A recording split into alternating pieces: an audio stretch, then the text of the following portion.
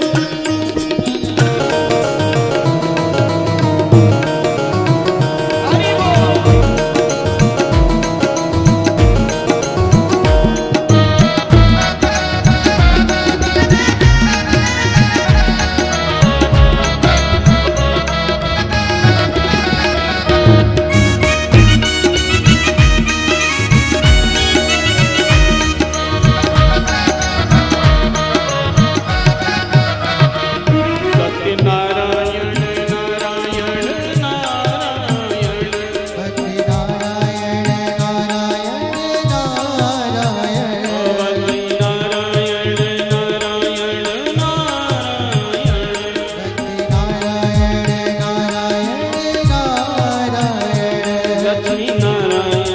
नारायण नारायण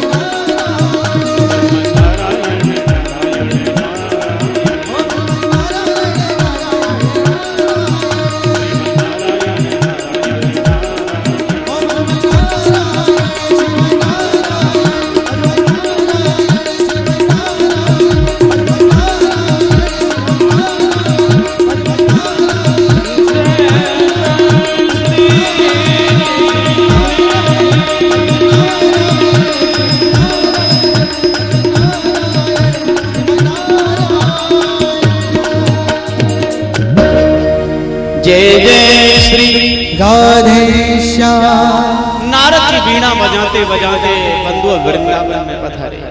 कहां? सभी जगह घूमने के बाद अंत में वृंदावन।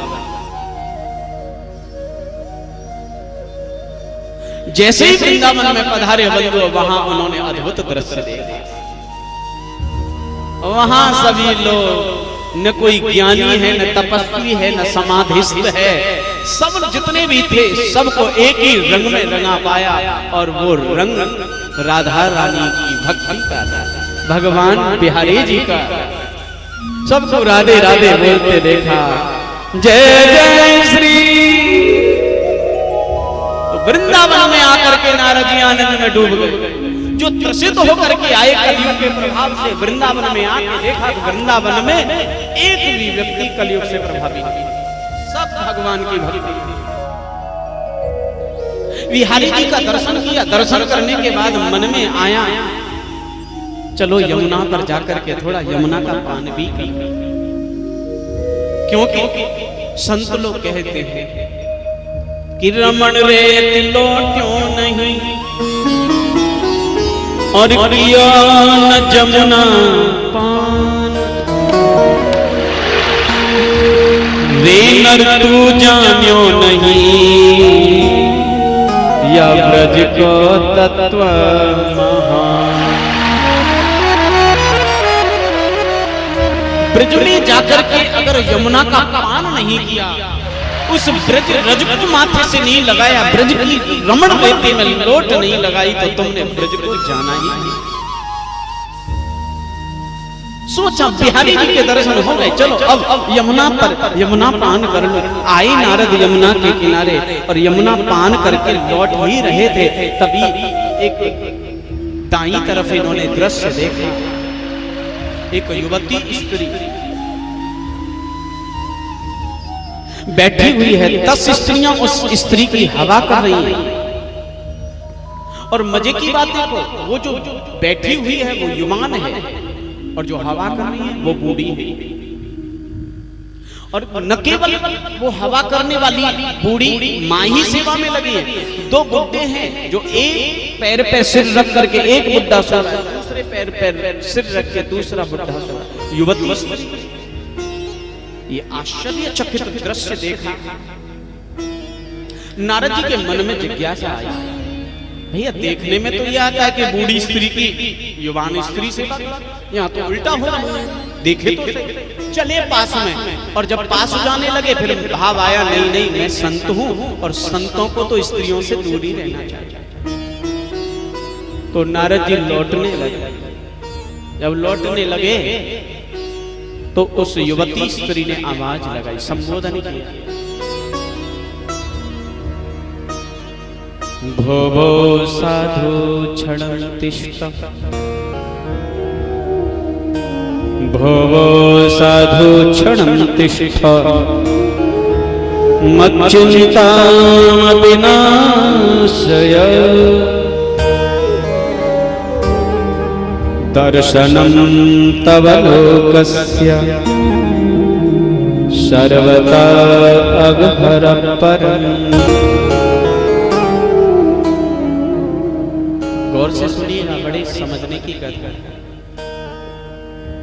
भो साधु क्षणं तिष्ठ, हे साधु हे महात्मन क्षणं तिष्ठ, एक क्षण के लिए रुको, तिष्ठ रुक जा, मत चिंता मत नाशय, मत मेरी चिंता को दूर करिए। क्यों? क्योंकि दर्शनम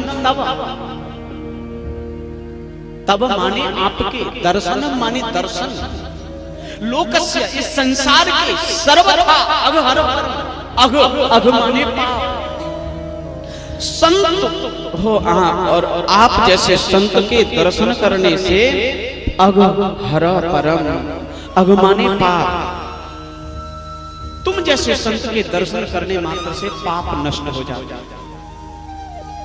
तो थोड़ा रुको, मेरी भी चिंता दूर कर दो महात्मा। अच्छा जरा समझने की बात है, सर्वथा अघ हर परम किससे कह रही है? नारद जी से।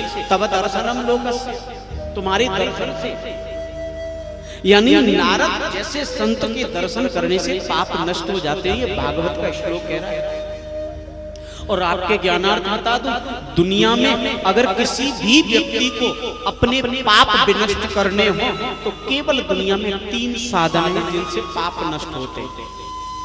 समझना, 3 साधन ऐसे हैं जिनसे हमारे जाने अनजाने में किए हुए पाप नष्ट हो सकते हैं। कोई चौथा साधन दुनिया में है नहीं।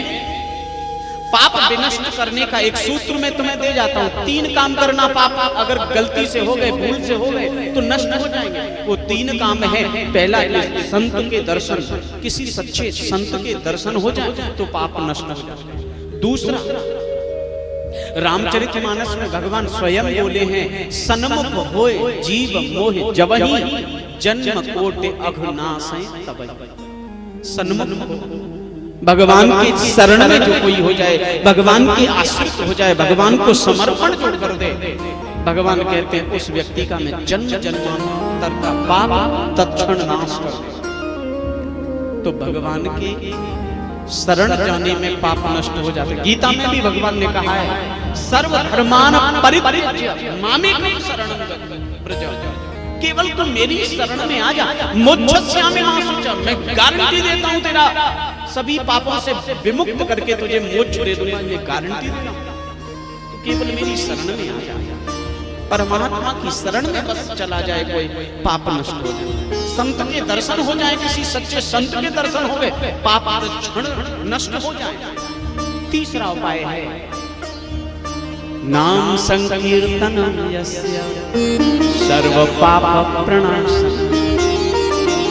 भगवान का नाम ले लो, तत्क्षण पाप नष्ट हो जाता है।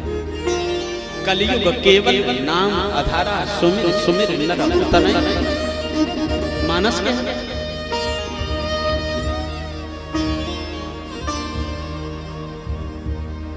कलयुग केवल अरे नाम आधारा, कलयुग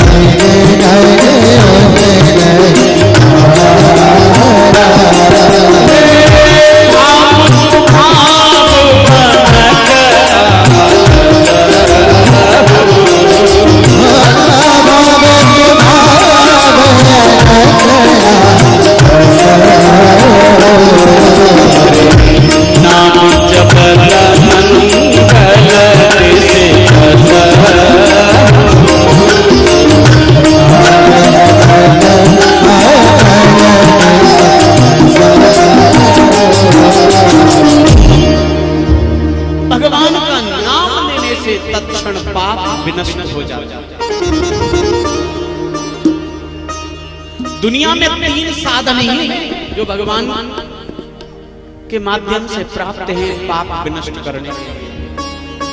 भक्ति कहती है, वो स्त्री कहती है, हे साधु रुक जाइए, हमें भी थोड़ी कृपा करके दर्शन दे दो, क्योंकि सुना है तुम्हारे दर्शन करने से पाप नष्ट हो जाता है।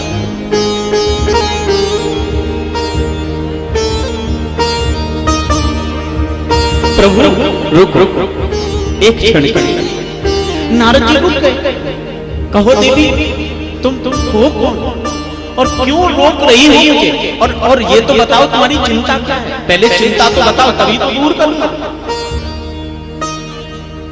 कह दो प्रेम से, कह दो प्रेम से। अरे माताओं बहनों राधे राधे तो बोल दिया करो, कह दो प्रेम से, जरा जोर से बोलो, आलस से छोड़ो। एक बार और बोलना पड़ेगा प्यारे, जय जय श्री राधेश्याम। कौन हो देवी, तुम्हारी चिंता क्या है, मैं दूर करूंगा। वो देवी परिचय देने लगी, अहम भक्ति रीति ख्याता इमौ में तनयौ मतौ ज्ञान वैराग्य नामान काल युगे नजर जरो। महाराज ये मैं भक्ति हूँ, उत्पन्ने द्रविणे साहम वृद्धि कर्नाटके गता क्वचित क्वचित महाराष्ट्रे गुर्जरे जीर्ण काम आदि आदि परिचय ने अपना, मैं कहाँ उत्पन्न हुई कैसे क्या। लेकिन महाराज कलयुग के प्रभाव के कारण मैं वृंदावन में आई, यहाँ मैं जवान हो गई, मेरे बच्चे ज्ञान वैराग्य बूढ़े हो गए, कृपा करके मेरी इस चिंता को दूर करो कि मैं मेरे बच्चे जवान हो जाएं, चाहे मैं बूढ़ी हो जाऊं कोई बात नहीं। नारद जी बोले ये क्या चिंता, छोटी सी चिंता के लिए इतनी दुखी हो रही हो, ये तो मेरे बाएं हाथ का काम है, जो ज्ञान वैराग्य सो गए ना तुम्हारे, मैं जगाऊंगा ज्ञान वैराग्य।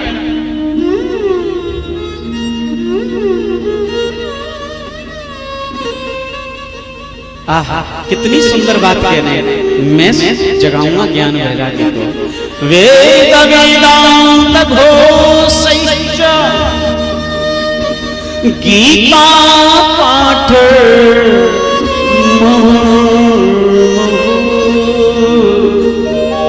गीता पाठ वेद सुनाया नारद, वेदांत सुनाया नारद ने, गीता सुनाई,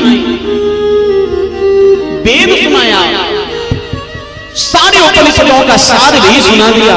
लेकिन ज्ञान वैराग्य जो सो रहे थे ना, वो जागा और थोड़ी सी जमाई गई और फिर से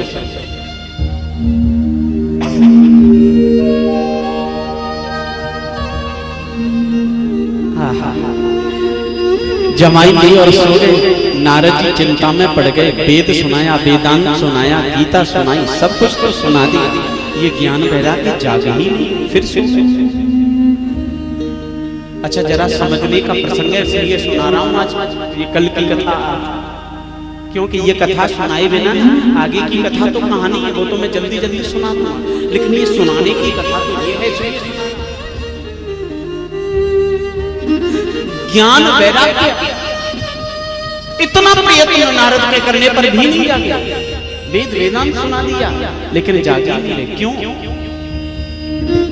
ये ज्ञान वैराग्य और भक्ति की कथा नहीं है, ये हमारी और तुम्हारी कथा है, गौर से समझना।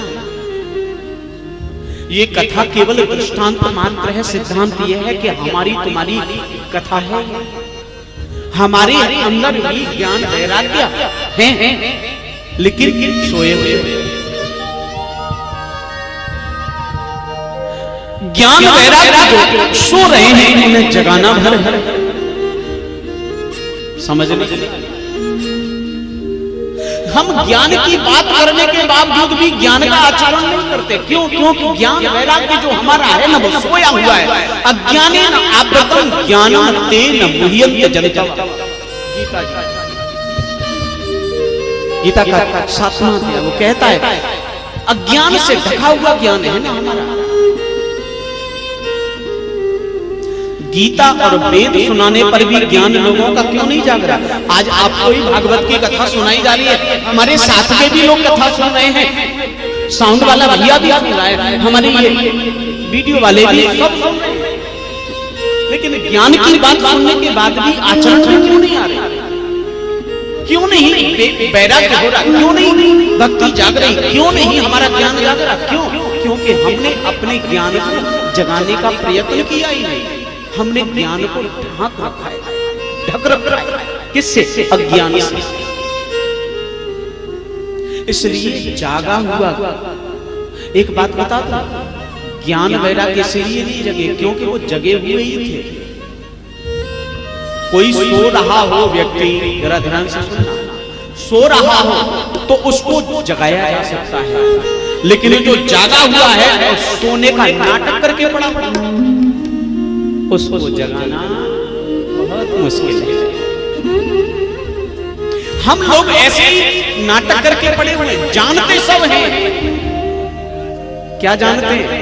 ये सब जितने लोग बैठे हो ना, सब मैं तुम ये सब जानते हैं कि जिस दिन आए थे खाली हाथ आए थे, जिस दिन जाएंगे खाली हाथ ही जाएंगे। ये सब जानते हैं कि नहीं? बताओ।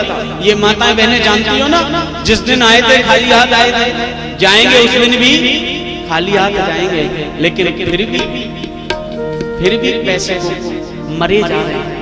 मैं ये नहीं कहता पैसा मत कमाओ, कमाओ, लेकिन अनर्थ से तो मत कमाओ, कम से कम पाप कर्म करके तो मत कमाओ, अन्याय से तो मत कमाओ, कमाओ जरूरी है, लेकिन ये जानते हुए कि सब यहीं पड़ा रह जाएगा और हम जो कमा रहे हैं हम नहीं भोगेंगे, हमारे बाद हमारी संतान मौज करेगी उस पर, फिर भी ये जान करके उसी में।